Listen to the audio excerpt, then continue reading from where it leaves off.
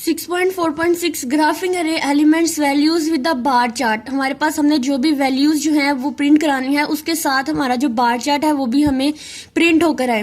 तो simple programme जैसे हम लोगों ने ऊपर किए थे, हर एलिमेंट की वैल्यू जो है वो बिल्कुल सेम वही मेथड से इनिशियलाइजर लिस्ट बनाएंगे। उसके बाद एरे है, उसका साइज जो है उसको डिफाइन करेंगे। टेबुलर फॉर्मेट के लिए हम लोग अपनी वही जो है प्रिंट एफ और आउट लूप चलाएंगे सेम वही तरीके से। सिर्फ एक छोटा सा डिफरेंस आएगा कि हम लोग इसके अंदर आउटपुट के लिए दो हम लोग इसके अंदर फॉर लूप चलाएंगे। एक जो हमारी एलिमेंट्स और उसका जो भी वैल्यूज है उसको प्रिंट कराएंगे। अब यहाँ पे हमारे पास जो एक एरे है जिसका साइज है n, जिसका जो साइज है वो साइज ही है और उसका साइज ऊपर डिफाइन किया गया है 5। एरे का नाम है n इंटीजर टाइप की। इसमें हम लोगों ने वैल्यूज को इनिशियलाइज कर दिया है, ठीक है। इसके बाद हम लोगों ने एक प्रिंटफ ली है जिसके अंदर हम लोगों ने एलिमेंट्स, वैल्यूज और बार चार्ट इसको हम लोगों ने टेबुलर फॉर्मेट के अंदर शो कराना है। आउटपुट के लिए चलेंगे, सबसे पहले हमारी एलिमेंट्स और हमारी जो वैल्यूज है इसको सेम उसी मेथड से हम लोग प्रिंट कराएंगे जैसे हम लोग ऊपर वाले तरीके से हम लोग इसको प्रिंट कराते आएंगे। यानी सारे का सारा मेथड सेम है जैसे हम लोगों ने पहले प्रोग्राम्स किए थे। अब एक और डिफरेंट ये कि उन्होंने कहा था कि अब बार चार्ट लगाएं। अब बार चार्ट के लिए हम लोगों ने यहाँ पे स्टैटिक यूज किया है।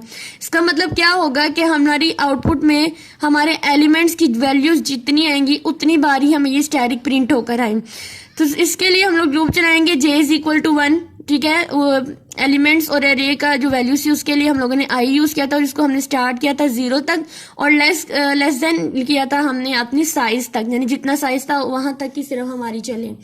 अब यहाँ पे है for int j is equal to I. अब हमारी यहाँ पे जो लूप चलेगी वो 1 से स्टार्ट होगी और j less than equal two elements, यानी जो वैल्यूज थी एलिमेंट्स की वो वाली। अब अरे की जो वैल्यूज थी उससे लेस देन और इक्वल टू होनी चाहिए। अगर ये 5 है तो ये भी हमारे पास बार चार्ट होगी, वो भी 5 तक ही चलेगा, फिर प्लस प्लस j।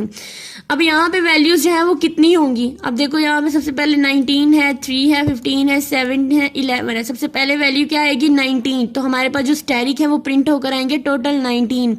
फिर नेक्स्ट हमारे पास एलिमेंट 2 है और उसका क्या होगा 3 है वैल्यूज है। अब हमारे पास बार चार्ट में कितनी हमारे पास स्टैटिक प्रिंट होकर आएंगी 3। इसकी हम लोग आउटपुट देखते हैं, आउटपुट से ज्यादा अच्छा अंदाजा हो जाए।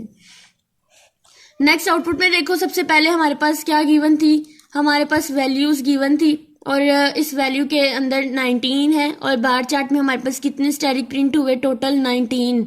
अब 3 थी, एलिमेंट 1 के ऊपर 2 के ऊपर हमारे पास क्या थी वैल्यू 3 और इसके अंदर हमारे पास क्या प्रिंट हो रही है 3 बार चार्ट।